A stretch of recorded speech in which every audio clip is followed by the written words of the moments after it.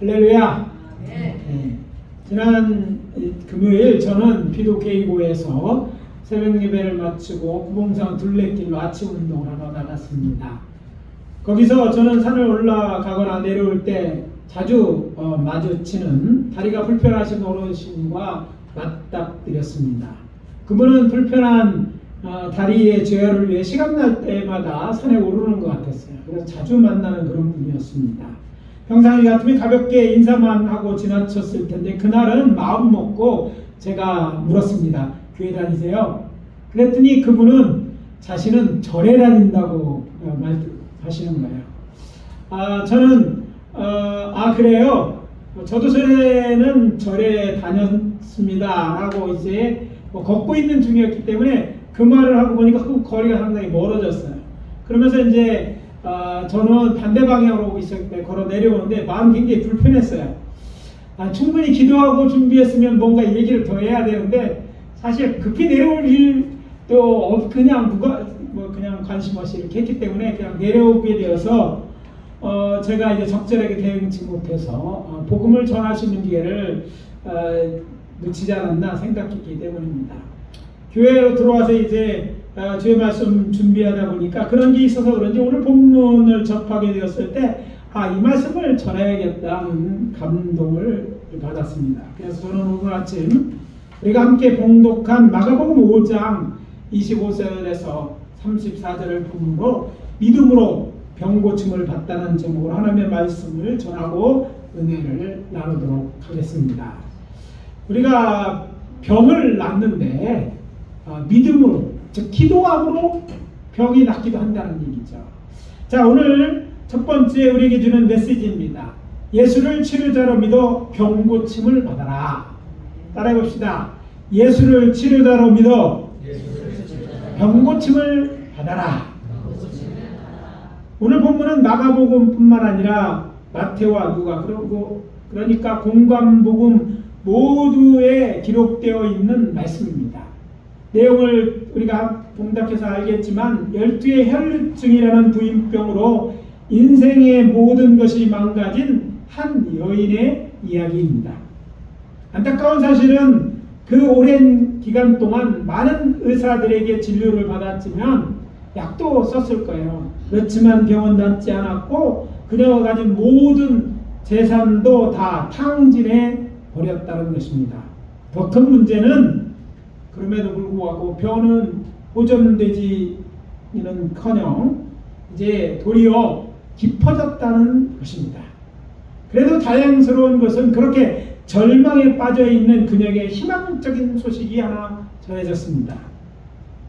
본문 27절입니다. 예수의 소문을 듣고 무리 가운데 끼어들어 왔어 그의 옷에 손을 대니 이는 내가 그의 옷에만 손을 대어도 구원을 받으리라 생각함이라. 그녀는 예수에 대한 소문을 듣고 예수님을 찾아왔습니다. 그러니까 예수의 소원이 뭘까요? 병 고침에 관련된 이야기였을까요?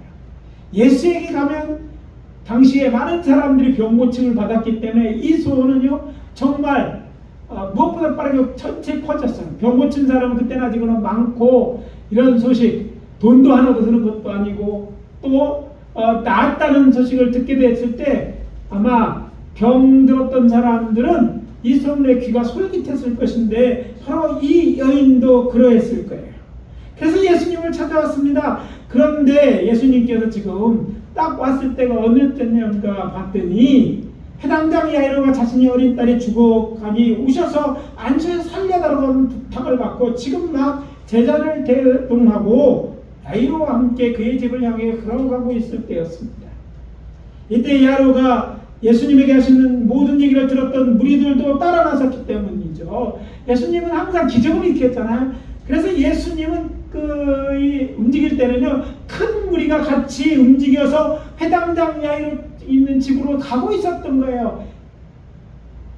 예수님은 이렇게 큰 무리와 함께 계셨고 지금은 가버나움 회당장 야이로의 간청을 듣고 그의 딸을 고쳐주려 급히 이동 중이셨기 때문에 그녀가 예수님 앞에 나가 자신의 병을 고쳐달라고 간구할 만한 시간이나 여건이 되지 않았어요.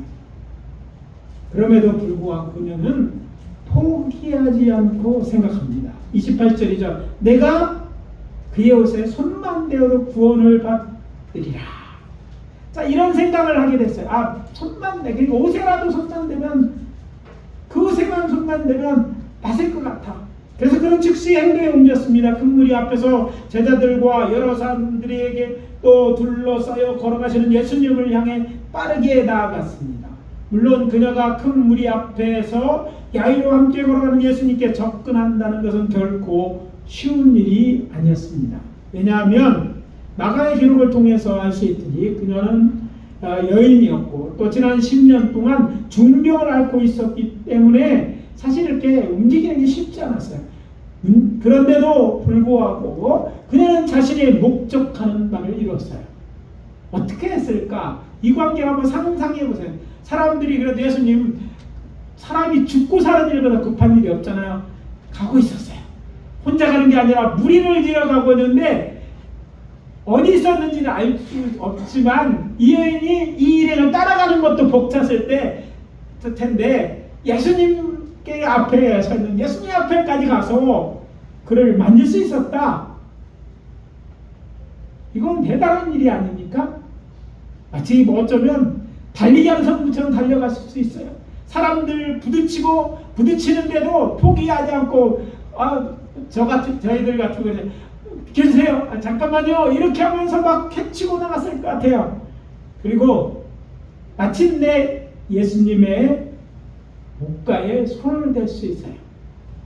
저는 이것을 생각하면서 그녀가 얼마나 간절했기에, 정말 그만큼 간절했기에 젖 먹는 힘까지 다 써서 결국 예수님의 옷자를 만질 수 있었다는 생각을 하게 되었습니다. 그렇게 해서 그녀가 예수의 손을 대었을 때 그 순간 놀라운 일이 일어났습니다. 그녀는 느낄 수 있었습니다. 자신의 혈류근원이 말고 병이 나온 줄을 깨닫게 되었어요. 기적이 일어난 거예요. 그때 예수님께서는 걸음을 멈추고 섰습니다.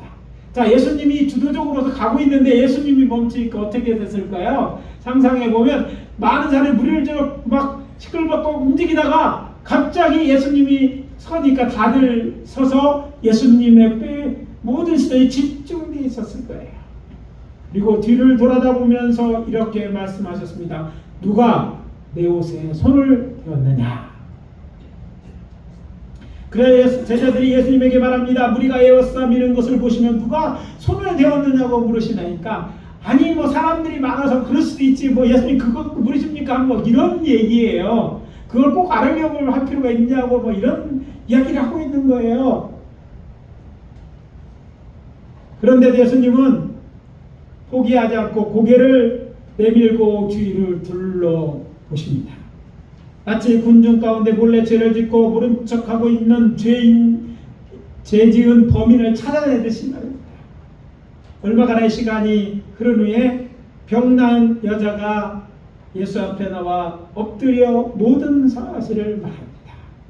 더 이상 숨을 수 없다는 것을 알았어요. 본문 33절에서 여자가 자기 일어난 일을 알고 두려워 떨며 예수님에 왔다는 말씀이 있는데 이 말씀에 오해가 없으시기 바랍니다.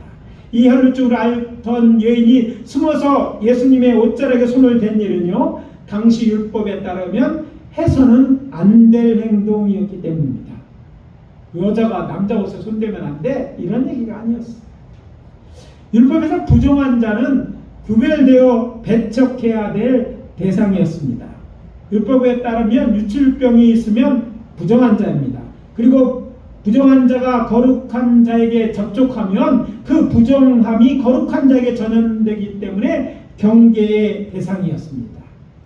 레위기 15장 2절입니다. 이스라엘 자손에게 말하여 이르라, 누구든지 그의 몸에 유출병이 있으면 그 유출병으로 말미암아 부정한 자라. 그리고 7절입니다. 유출병이 있는 자의 몸에 접촉하는 자는 그의 옷을 빨고 불로 몸을 씻을 거며 저녁까지 부정하니라.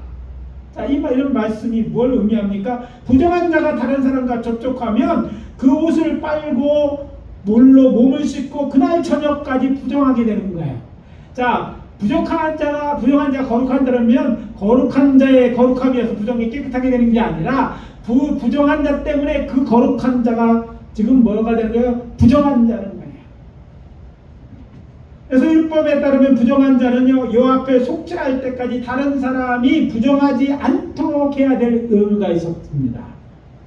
레위기 13장 45절 46절에 보면 나병 환자는 옷을 찢고 머리를 풀며 윗입술을 가리고 이렇게 가리면서 부정하다고 외쳐야 했습니다. 왜? 다른 사람을 부정시키면 안 되니까 자기가 부정한 자를 가리키기 위해서 행상을 정말 뭔가 벽이 있고 있는 사람처럼 해야 돼. 깔끔하게 하면 안 돼. 오해될 수 있으니까 아예 정말 부정한 사람처럼 보이도록 몸을 해야 돼요. 그래서 옷도 찢고 머리도 풀어제치고 그리고 윗입술을 구체적으로 나와 있어요. 이렇게 가르면서 부정하다고 얘기해. 그러니까 자기가 부정하니까 가까이 하지 말라는 거예요. 이렇게 얘기하도록 이렇게 되어 있다는 거예요. 뿐만 아니라 진영이나 마을 밖에서 혼자 살아야 했습니다. 그러니까 이 여인이 자신이 부정함을 속이고 예수의 옷자락에 손을 댄 것은 뭐였어요? 죄였던 것입니다. 만약 그녀가 병 고침을 받았지 못했다면 그녀는 의로우신 예수님을 부정한 대로 만든 것이기 때문에 그녀는 두려워 떨며 예수 앞에 그들의 모든 사실을 고변하게 된 거예요. 그런데 오늘 본문에 반전이 있습니다. 예수님은 그렇게 자신의 죄를 고변하는 이 여인에게 이렇게 선포합니다. 따라 내 믿음이 너를 구원하였으니 평안히 가라. 내 병에서 놓여 건강할지어다. 오늘 우리가 함께 봉독한 본문의 제일 마지막 구절은 34절입니다. 여기서 우리가 간과하지 말아야 할 것이 있습니다. 오늘 본문의 예수의 제자리 예수님께서 누가 내 옷에 손을 대었냐고 물으시는 것은 자신을 부정케 한 자가 누구인지 찾아나가기 위함이 아니었다는 것이죠. 오히려 예수님께서는 누가 자신에게 믿음을 보였는지 그래서 병고침을 받은 사람인지 확인하기 위한 거예요. 율법적으로 혈루병을 앓는 여인은 부정한 자로 의인을 부정을 만드는 행위로 정죄를 받아 마땅하였지만 예수님께서는 이 여인의 행위를 믿음으로 봤어요. 부정하게 만드는 행위가 아니라는 것을 알고 있었어요. 이는 내가 그의 옷에만 손을 대어도 구원을 받으라. 그녀의 이런 생각은 병에서 노임받기 위한 믿음이었다는 말을 하고 있는 것입니다. 우리가 이제 구원하면 영원 구원만을 생각하기가 쉽습니다. 그렇지만 한글 개혁성의 구원이라고 번역된 헬라어 단어 중에 소조가 아니에요. 소조라는 이제 단어가 있는데 질병이나 그것의 영으로부터 구원, 즉 병에서 노임받는 것을 의미합니다. 병에서 고침받는 것도 구원이라는 말을 사용한다는 것이죠. 근데 오늘 본문 28절에 언급될 혈루증을 앓고 온 여인이 구원을 받으리라는 동사와 예수님께서 내 믿음이 너를 구원하였다고 할 때 이 구원받았다고 이렇게 번역한 헬라어 동사의 원어는 모두 소조로 되어 있어요. 그러니까 병에서 고침을 받았다라는 그런 의미인 거예요. 정리하면 이렇습니다. 그녀의 내가 예수님의 옷에만 손을 대어도 병이 나을 것이라는 믿음이 그녀를 고친 것입니다. 예수님이 치료자이심을 믿고 그의 옷에 손을 댄 그녀인의 이런 믿음, 만지면 병 낫겠다는 그런 믿음을 모시고 예수님께서는 그녀를 치료해 주신 거예요. 여러분, 하나님은 지금도 의학이 아니라 하나님의 특별한 방법으로 병사들을 고쳐요. 근데 아무나 다 고치려 주는 게 아니에요. 오늘 본문을 보니까 하나님을 예수님 성자 하나님이잖아요. 내 병을 고칠 수 있는 하나님으로 믿어야 돼. 그리고 그를 고치는 게 하나님이 그를 고쳐줄 때 그의 믿음을 보고 고쳐요. 하나님이 나의 병을 고쳤다는 믿음을 갖고 나가야 돼요. 내가 옷을 만지기로 하면 내가 나을 받는 그런 믿음이 있어요. 그러니까 그가 예수님의 옷장을 만지는 행위는 그의 믿음을 보이는 것이었고 그것을 믿음으로 보시고 하나님께서 성자 하나님이신 예수님께서 고쳐주신 거예요. 오늘 우리가 흔히 알고 있는 약이나 병원을 통해서 고치는 병고침을 받을 수 있죠. 그러나 중요한 것은 그것만 병 낫는 방법이 아니라는 거예요. 오늘 예수 믿는 사람들이 참 안타까운 것은 많은 사람이 언제부턴가 약과 병원만 의지하는 경향이 있어요. 아프면 예전에는요 주여 하고 찾아왔다니까요. 기도하고 병 낫기를 위해 기도. 요즘은요 아프면 어느 병원이 잘가지 그런 게 생겨요. 무슨 약을 먹으면 낫겠지 이런 생각이 먼저 있다는 거예요. 그러다 보니까 믿음으로 인해서 고침받는 사람 수가 줄어져요. 믿음으로 보이지 않아요. 하나님을 병 고치는 거는 알기는 아는데 정말 참 지식이 아니야. 나와 상관없는 지식이 되어버렸어. 여러분, 저는 그렇게 생각합니다. 오늘 의사와 우리가 약을 먹는 게 성경에 나쁘다고 말해요. 예수님은 병든 자의 의원이 쓸데있다고 말하셨다니까. 필요합니다. 그러나 병원이나 약을 너무 과신하지 마십시오. 아니 그 방법만이 아니라 때로 우리는 이 질병을 통해서 주님은 우리의 믿음을 끼고 오늘 기적을 통해서 하나님을 경험하게 하시고자 원하는 일도 있다는 걸 알아야 돼요. 그러면 여러분의 믿음을 더 하기로 하시고 원하십니까? 하나님이 살아계심을 원합니까? 어떻게 그것을 알 수 있을까요? 하나님의 영이심을 보이지 않습니다. 그러나 그것을 알고 또 많은 믿음의 선진들이 하나님을 만났다, 하나님이 살아있다 믿는 이유는 그의 삶에서 이런 신앙의 경험을 통해서 하나님의 살아계심을 확인했기 때문이에요. 그래서 세상 사람들은 야 보여줘야 믿겠다고 얘기하죠. 우리는 눈으로 보지 않아도 믿는 거예요. 여러분 이런 경험이 있으십니까? 아니 여러분에게 신앙이 없다면, 하나님 잘 믿지 않는다면 여러분의 모든 경우에 기도해 보세요. 병들었습니까? 기도해 보세요. 하나님 그것을 통해서 우리의 믿음을 키게 하세요. 아니 기도하며 성경에 약속되어 있잖아요. 내 치료가 급속하게 더 빨리 나는다니까요. 기도를 부탁하고 기도해 보시라니까. 우리 이제 교회에 요즘은요, 그렇다 교회가 전혀 기도하지 않는 건 아닙니다. 언제 기도하냐? 당신은 얼마 못 삽니다. 안 됩니다. 라고 했을 때 그때 가서야 겨우 기도해. 그러니까 작은 거 갖고 기도할 생각도 안 해. 적어도 암 정도는 돼야지 기도해. 그러나 여러분 감기도 기도해도 되고요. 다른 게 기도 오늘날 고쳐주셔요. 꼭 기도하면서 약을 써도 되잖아요. 그래요. 그리고 많은 경험을 통해서 이런 걸 또 하나님이 하시는 걸 경험해야 돼요. 그래서 여러분의 신앙이 더 자라는 게 더 중요한 거거든요. 하나님이 못 고쳐서가 아니라 건강히 살게 안 하시게 아니라 더 중요한 우리의 믿음, 우리의 영혼을 거는 그 믿음, 정말 어떤 문제도 이길 수 있는 그 믿음을 갖게 하기 위해 때로는 문제도 주시고 질병도 주시는 거예요. 그래서 이런 점을 우리가 이해할 필요가 있어야 돼요. 그래서 하나님은 병을 고치는 것이다. 여기서 말씀드리면 성자는 예수님도 치료자를 믿고 병 고침을 받을 필요가 있는 거예요. 저는 우리 사랑하는 성도님들이요, 이 질병을 위해 기도해서 병 고침 받는 경험의 영적 경험, 또 우리의 정말 고통이 사라지는 경험을 갖기를 원합니다. 아이를 키우든지 부모를 모시든지 여러분 기도해 주세요. 그것은 하나님의 정말 기적을 경험하는 통로가 되고 고통을 줄이는 것이고 하나님의 은혜를 경험하게 될 것이기 때문입니다. 다시 본문으로 돌아가서 우리가 믿고 섬기는 여호와 하나님, 어떤 하나님입니까? 성경을 통해서 만나는 하나님은요, 여호와 하나님은 병을 고치시는 하나님이십니다. 믿어주면 아멘. 여호와 하나님 말씀하십니다. 나는 너희를 치료하는 여호와입니다. 출애굽기 15장 26절. 내 이름은 여호와 라파다. 라파가 병을 고친다는 뜻이에요. 나는 치료자다 라고 자신의 이름을 소개하십니다. 성자라신 예수님 또한 치료자이시며 중개자입니다. 성자 하나님이시잖아요. 예수라는 히브리 이름이 구원자예요. 구원은 그것은 굳이 영혼만 구원하는 자가 아니라 병에서도 우리를 고쳐주는 거예요. 그래서 예수 이름으로 병을 고치고 예수 이름으로 병 고치기 위해 기도할 필요가 있어요. 저도 이제 치유사역을 이제 하게 되고 많은 데 기도를 부탁해서 기도를 하는데요. 우리가 예수 이름으로 낫는 거예요. 어떤 병에 걸렸든지 저는 똑같은 방법으로 하나님 앞에 기도합니다. 예수 이름으로. 왜? 예수 이름이 구원자이기 때문에 예수님께서는 저희 교회를 두고 당신이 구원자이심을 나타내시기 때문에 그걸 경험했고 그래서 믿음으로 기도하고 많은 자들이 병에서 고침을 받습니다.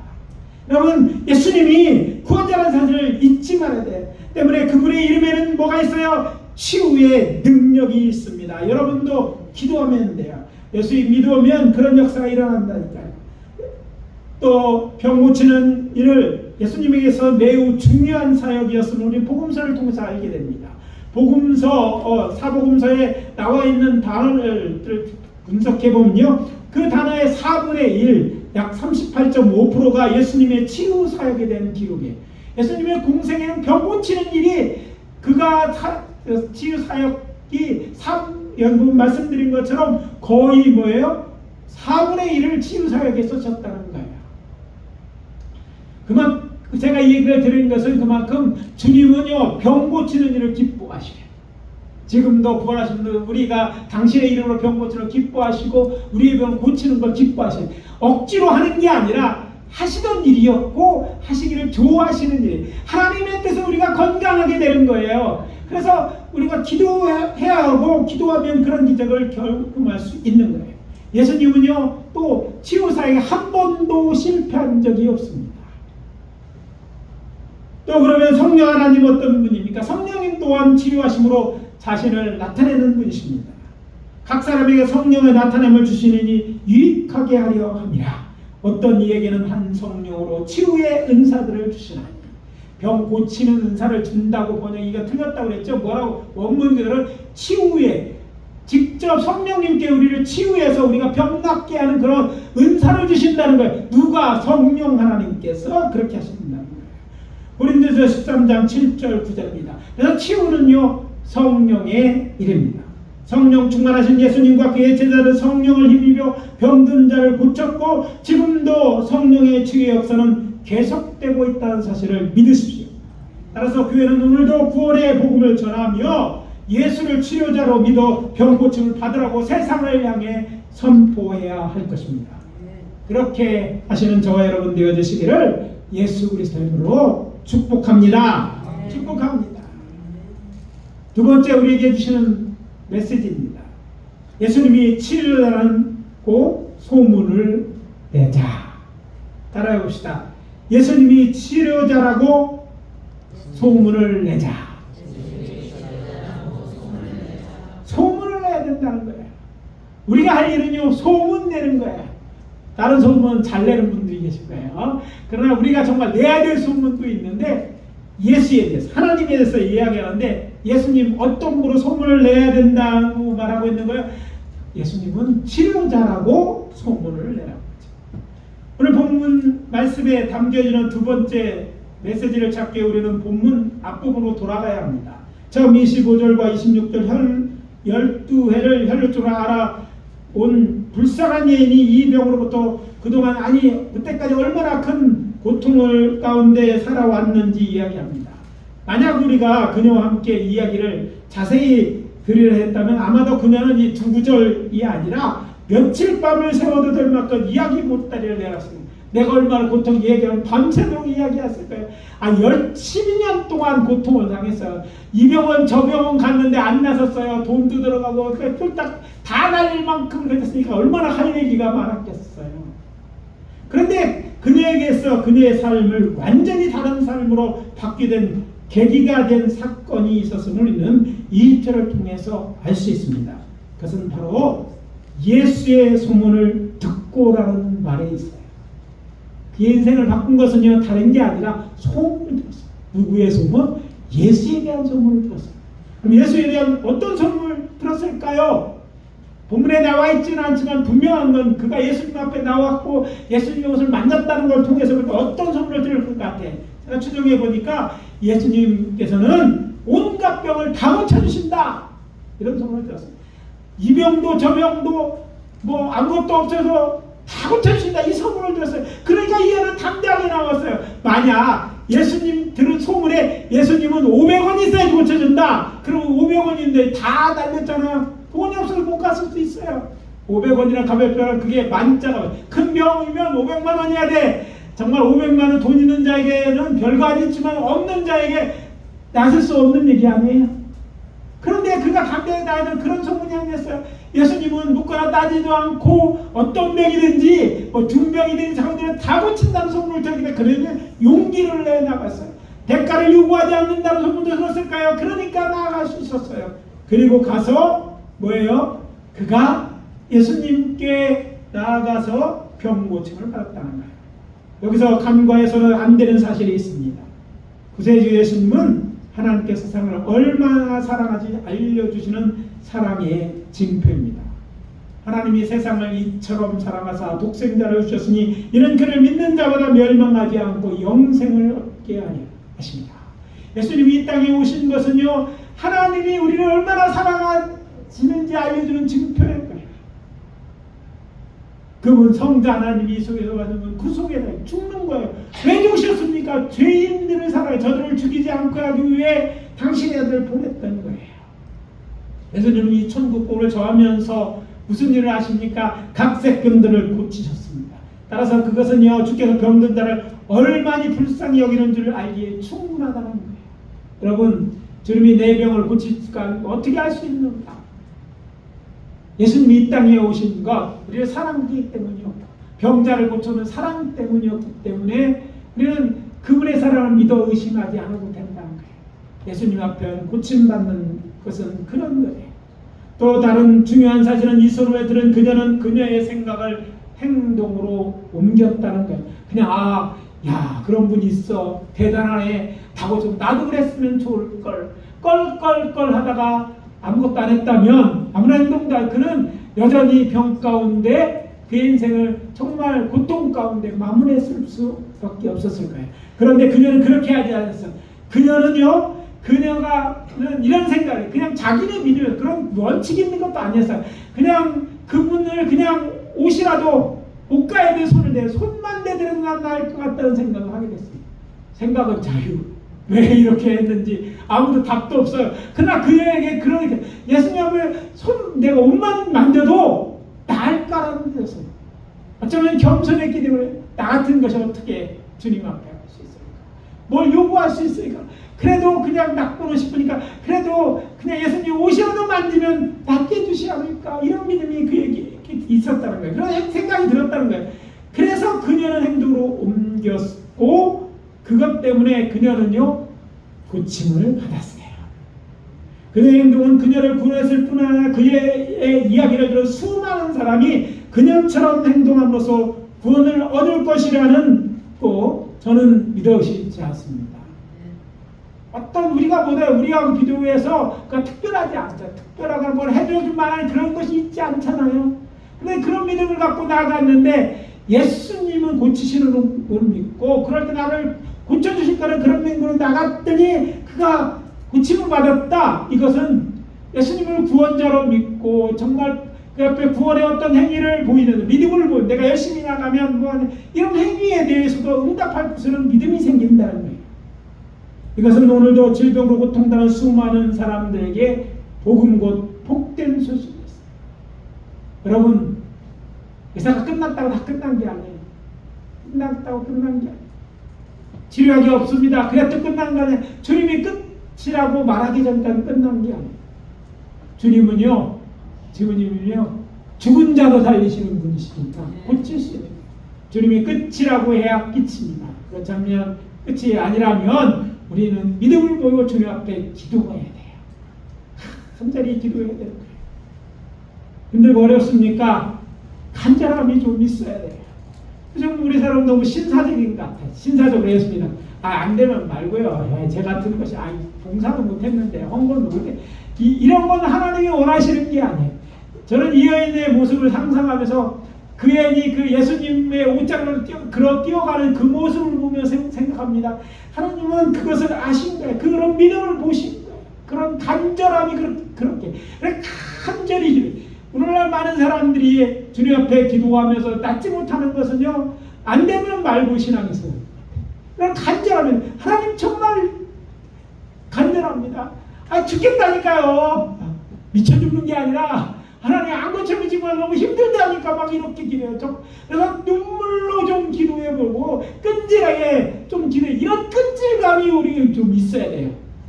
요즘요 참 우리 그 부모님 세대, 우리가 저와 저희 부모님 세대에게 있었던 그런 끈질감이 우리에게 없어졌다는 거예요. 요즘 아이들을 보면요, 키가 막 상난 애들은 막 이렇게 80은 넘는 기본인 것 같아요. 애들 보면 다 더 클 것 같아요. 하미도 이제 그런 게 금방 70, 80 이제 그런 기대가 된다니까. 요즘 애들 막 다 크잖아요.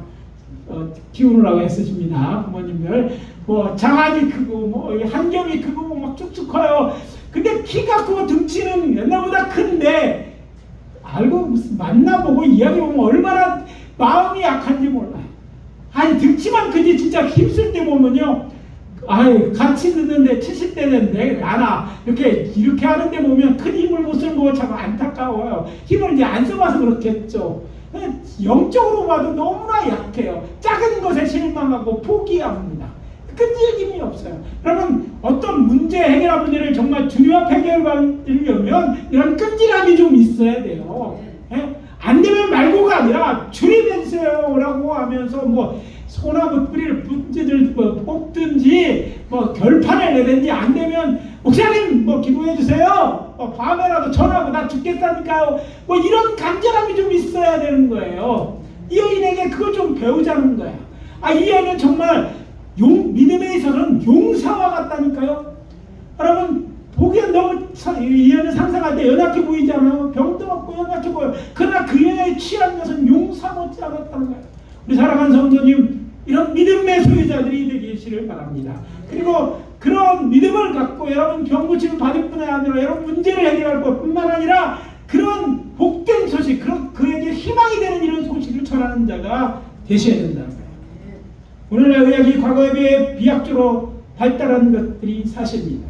동시에 아직도 수많은 사람들이 이런저런 질병으로 고통당하고 있는 것도 사실이에요. 현대에서는요, 과거와 비교할 수 없을 정도로 부자와 가난한 자 사이의 차이가 극명하게 존재합니다.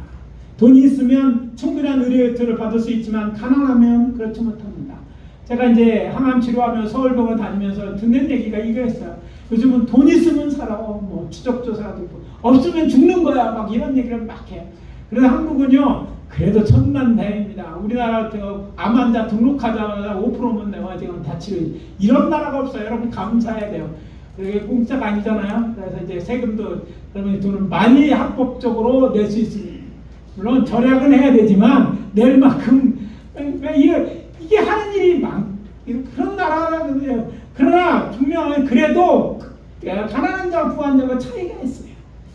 예를 들어 오늘날 OECD, 즉 지구촌 경제변화 세계무역특준회에 발족한 이 국제구에 속해 있는 나라들은요, 그런 대로 잘, 우리나라를 보면 38개국이 개입되어 있죠. 거기에 러시아, 중국, 뭐 또 나라는 작지만 부강한 몇몇 나라들이 이런데 있는 나라에서, 근데 이 나라에서는 의료 혜택을 많이 받을 수 있어요. 그러나 그렇지 않아요. 후자에 속해 있는 대부분의 나라들은 전통공에 의지하고 아직도 병 때문에 고통당하고 있어요. 저들에게 무슨 것이 필요하겠어요? 저들이 고통당할 때 우리가 다 도와줄 수는 없잖아요. 그러나 복음은 전할 수 있습니다. 예수님은 고칠 수 있습니다. 그리고 놀라운 것은요, 선교의 지역에서는요, 기적이 자연스럽게 돼요. 아니, 선교지라는 것이 대부분요, 약한 곳이잖아요. 주님밖에 의지할 수 없죠. 그러니까 더 잘 역사해. 근데 중요한 거는 그 소식을 듣게 하기 위해서 누군가 가야 된다는 거예요. 물론 인간이 당하는 병은 육체적 질병만 있는 것이 아닙니다. 정신적 질병도 있고 악한 사람들도 있습니다. 그래서 이런 자들에게 치료함이 필요해요. 정신병원에 뭐 도움을 받는 거 당연한 일이지만 그것으로 치료되지 못하는 영적인 병도 있어요.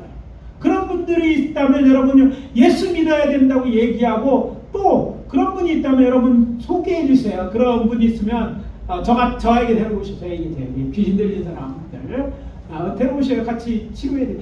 이런 것들을 필요하다는 거예요. 또 우리에게 아직도 극복 못한 것이 있는데 그게 죽음이잖아요. 의학이 그렇게 발달해도 의사도 죽습니다. 죽을 확률 100%잖아요. 누구나 죽어요. 그러니까 정말 우리는 이 복음을 전해야 되는 거예요. 예수의 복음. 주님이 우리를 구원하시는데 우리의 영생까지도 주시잖아요. 그러니까 이 복음을 전해야 된다는 거예요. 성경에 따르면 모든 질병은 죄의 부산물이고 죄의 문제가 해결되지 않으면 건강한 사람은 결국 노안이라는 병으로 죽을 것이기 때문입니다. 그렇기 때문에 모든 사람들에게 죽음에서 구원을 얻고 질병에서 고침을 얻기 위해서는 구원자 예수 그리스도를 믿어야 돼요. 예수님은 구세주입니다. 따라서 교회가 아니 우리가 전하는 복음이 저들을 질병이나 모든 인생의 문제뿐만 아니라 죄와 사망에서 우리를 구원할 수 있는 것이죠. 그러므로 구원을 얻기 위해서 오늘 본문에 12 혈루증으로 앓는 여인처럼 예수의 소문, 예수님이 구원자라는 소문을 들어야 됩니다. 때문에 교회는 세상을 향해 이 구원의 복음을 전하고 병자를 고쳐야 됩니다. 여러분, 목사만 고치는 게 아니라 믿는 자에게는 이런 표적이 따릅니다. 모든 믿는 자들, 여러분도 저한테 데려와도 좋겠지만 여러분도 기도해 줄 수 있어요. 자녀든지 식구들 만난 사람 누구든지 예수님 여러분이 기도함으로써 병자를 고쳐야 됩니다. 그래서 병든 자 절망에 빠진 자들이 듣고 소망을 얻고 이 여인처럼 예수님에서 자신의 믿음을 보일 수 있도록 용기를 주어야 할 것입니다. 개인적으로 저도 지난 한 달 동안 돌아다 볼 때 주변의 사람들 세 분이 이제 항암 치료와 관련돼서 기도해주고 상담해 드렸습니다. 그 중에 한 분은 친척으로 이제 천주교 다닌다고 했지만 믿음이 없고, 또 다른 한 분은 전에 다니는 교회 신앙생활 장로님이셨고, 또 다른 한 분은 다른 교단 교회 사모님이셨어요. 그래서 앞에 있는 분은 병원에 이런 밖에 못했지만 두 분들은 직접 찾아가 보고 위로도 대드리고 또 기도에도 해드릴 수 있어요. 제가 이 얘기를 드리는 것은요, 그만큼 우리 주변에 이제는 암에 걸린 사람들도 많다는 그런 반증일 것입니다. 또 요즘 주변에 가보면요, 제일 많이 듣는 게 경제가 어렵다는 얘기잖아요. 우리나라 지금 영적으로 문제가 많습니다. 그렇기 때문에 정말 이에게 필요한 것은요, 복음밖에 없어요. 예수님이 답입니다. 교회에 젊은이들이 많지 않고 또 주일학교가 없는 교회도 태문입니다. 그래서 예전에 교회 추석이나 지금은 떠나는 가난한 성도도 많습니다. 이런 작금의 우리나라의 교회의 현실은 오늘의 본문 말씀이 우리에게 말씀으로 우리를 도전합니다. 지금 한국 교회는 위기고, 이럴 때 우리가 제일 급하게 해야 될 일은 기본으로 돌아가는 것입니다. 저는 그것이 무엇일까? 복음을 전하고 병자를 고치고 어려운 사람들에게 손을 내미는 것, 이것이 교회가 해야 될 일이고 곧 우리 교회 또 우리가 해야 될 일이라고 저는 생각하고, 또 여러분들에게 함께 할 것을 요청합니다.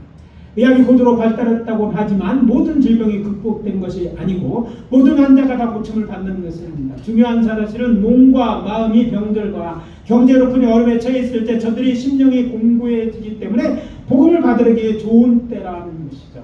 그래서 말씀드립니다. 주변에 병든 자, 어려움에 처한 사람들이 있는지 찾아보시고 있으면 찾아가 저들을 위로해 주시고 도와주면서 복음을 전합시다. 예수의 복음 전합시다. 그래서 복음을 전하고 병자를 고치고 돌봄으로 한 사람이라도 우리 구주 예수님에 대한 좋은 사람을 듣고 구원을 얻게 합시다. 구원받게 합시다. 네. 새로운 인생을 살 수 있도록 저들을 초청합시다. 복음을 전하는 일은요, 부담을 주는 일이 아니라 저들을 새로운 삶으로 초청하는 선한 일인 거예요. 그래서 도와주는 일이고, 우리는 가졌고 우리는 복음을 들었으니까 그걸 전해야 될 줄 압니다. 오늘 말씀 마무리합니다. 예수를 치료자를 믿어 병 고침을 받으라. 이렇게 전합시다. 이 사람 저 사람 동네방네 떠들고 다닙시다. 예수님이 치료자라는 소문을 냅시다. 우리의 삶을 통해 하나님은 사랑이라는 소문이 진짜라는 것을 우리 주변 사람들이, 아니 멀리 있는 사람들에게도 알려주시도록 한번 또 한 주간 살아봅시다.